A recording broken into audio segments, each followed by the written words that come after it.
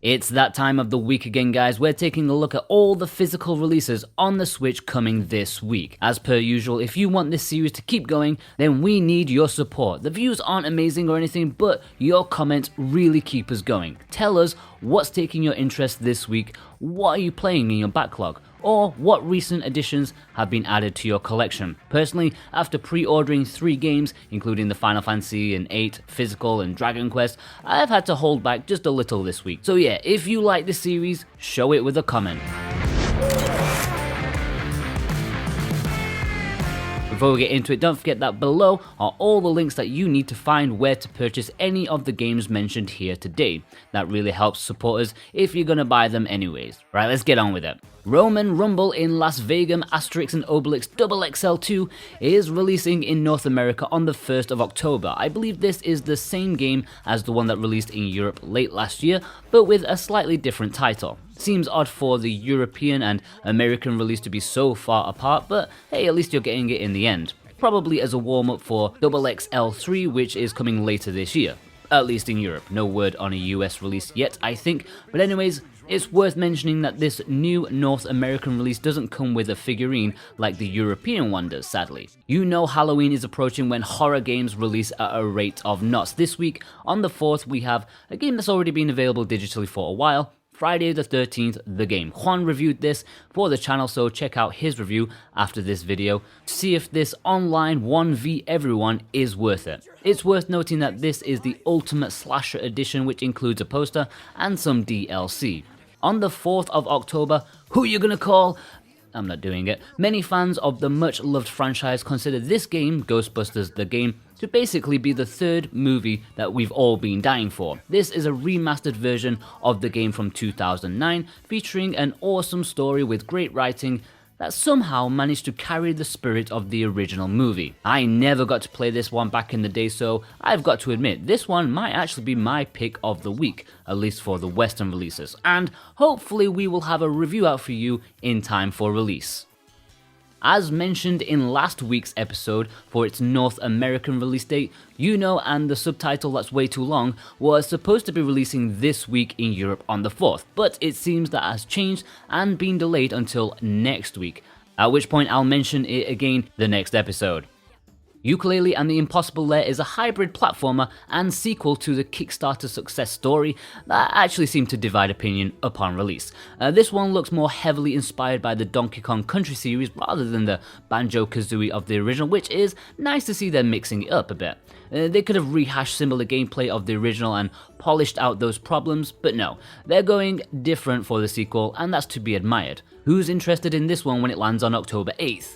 TRINE 4 is releasing on the Nintendo Switch on October 8th, although I am aware that copies of this are already out in the wild. I've seen a few posts on social media with people adding it to their collection already. Anyways, this latest entry in the commendable indie series looks to be a return to form after the mixed reception to the 3rd entry. What's interesting is that on the very same day you can also buy TRINE 4, but with the 1st, 2nd and 3rd game also on the cartridge called the TRINE Ultimate Collection. It's only a tenner more expensive than the standalone title, so it's a no-brainer. I'm not sure why they're bothering releasing the last game alone. On October the 8th, we've got a classic arcade game returning to the fold. BURGERTIME Party may have a horrendously shovelware-esque name, but it looks like there's classic fun to be had with over 100 levels for either single player or having competitive fun with up to 3 of your mates. Of course, if you're wanting to scratch that BURGERTIME itch but don't fancy spending the $30 for a physical, then there's also the arcade game on the eShop for a much lower price. Anyways, it's worth noting that I do believe only North America is getting a physical release of this game via Xseed. The publisher in Europe, Marvelous, seem to be shying away from a physical release from what I can tell, so European burger fans, you will have to import. I'll pop a link below as to where you can find it.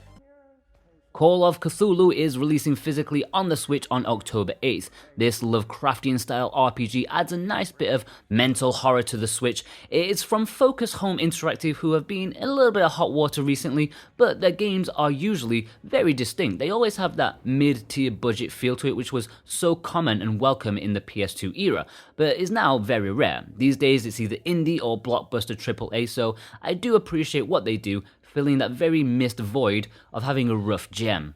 The Alliance Alive HD is releasing on October 8th in North America. Sadly, Europe has to wait until the 11th of October, so I'll give a quick mention in next week's episode too. This is a HD up-resing of a 3DS game that was released very late into the console's life. I don't know many people who played it, but those that did thought it was an excellent example of the genre on a system already full to the brim with JRPGs. That sound familiar? Yeah, it's gonna struggle to stand out from the crowd, especially during this busy RPG time, but hopefully it can find a fresh audience on the Switch.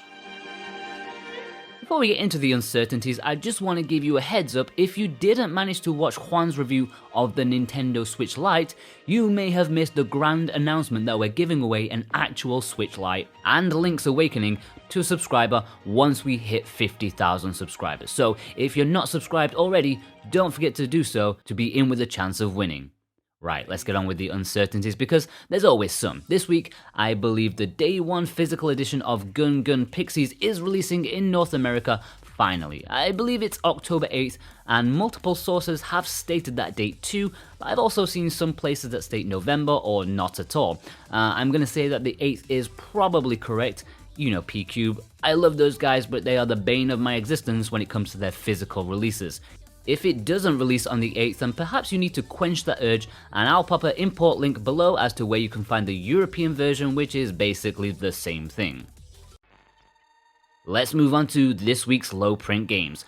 Limited Run caught me off guard since between last week's episode and this one, they've announced and put out 2 games up for pre-order. Blazing Chrome, the Contra love letter, is getting a physical release thanks to them. Pre-orders went live on the 27th, and also on the same date they put up pre-orders for Missplosion Man. Couldn't have spread it out a bit more, guys? Have mercy on our wallets. Strictly Limited Games have also gotten in on the act with a physical release for Door Kickers Action Squad, which has 2,500 standard copies for the Switch, as well as 1,500 copies of the Collector's Edition. Orders went live on the 27th of September, so there's every chance that they may have sold out by the time this video goes out. Sorry about that, but they did announce it after last week's episode. Now we're going to delve into my favorite section, those sweet Asian imports, and my word do we have something very tasty this week. But first, it wouldn't be a weekly release guide without Idea Factory popping up to splurt a visual novel out. It's tradition at this point, and this week's Otome effort is Amnesia Later X Crowd. You know the drill, it's about a girl trying to date dudes. As per usual, there's no English for this one, so not very import friendly, but if you're interested, there's both a standard edition and a limited edition which includes a poster and some cards. Now today's tastiest entry, oh god it's delicious. Super Robot Wars V is the second entry of the veteran series to grace the Nintendo Switch. It's a port of a slightly older game compared to T, which was a brand new release for the system, but this is a fantastic way for Nintendo owners to catch up with the series. And what a series it is. I loved T when I reviewed it for the channel, and I can't wait to dive straight into this one when it releases on October the 3rd. I mean, Fire Emblem is cool and all that, but it's not Super Robot Wars. These games just ooze style that Nintendo could only dream of. A turn-based strategy game, crossover featuring many anime franchises with just the coolest battle animations ever. I mean, it's like you're actually playing an anime. It's unreal. The gameplay and strategy may not be the deepest, but for awesomeness, there is none better. Now, I already know that you're hovering over the import link that I've popped below, but just a heads up, I'm like 80% sure the Japanese version has English on the cartridge since the Japanese eShop says it does, but the Play Asia listing isn't so explicit, and I'd rather not be wrong, so definitely choose the Asian version, which 100% has English, no doubt about it. Plus, it's cheaper anyways. I've already got my copy ordered, just don't tell the wife. How about you? And well, that's it, a quiet time in Asia compared to last week, but that Super Robot Wars is all you need in life really. And because of that low count, and also due to a suggestion by a few of you, we're gonna add another section to this weekly series, Random Physical Highlight of the Week. Yes, we'll choose a random physical game every week to show you either well-known, not well-known, good or bad, it's a lottery. Our first time we're actually going to talk about 2, a very quick mention to Super Robot Wars T, one of my favourite games on the Switch. It's the sequel to the one we just mentioned, V, that's coming out this week, and is available for import, and even though it's pricey, I think it's well worth it. The Asian version has English, but the Japanese does not, so be careful which one you order if you want this epic game in your collection alongside V. Okay, now let's head over to a slightly more random choice, SteamWorld Dig 2. I thought I'd kick off this inaugural entry with one of my favourite games on the system. SteamWorld Dig 2 improved on the well-loved first entry in every single way, with a Metroidvania-style gameplay that's full of adventure and character, some great abilities to use, and absolutely masterful progression. It's one of the most balanced games I've ever played. It doesn't outstay its welcome either, a lovely 5 hours or so of your time. Well worth it on the eShop or physically if you can get your hands on it. And there we have it, guys, all the physical games releasing this week that we know about. If we missed anything, be sure to let us know, as we want to be as definitive as possible. In the meantime, be sure to check out last week's episode. It was a busy week, as well as check out James's bargains video that was released on Sunday, although we won't be held responsible if your bank account gets emptied. It's a tasty week all round. I'll be back next week, Monday night or early Tuesday morning, depending on where you live in the world. I'll see you next time. Take care.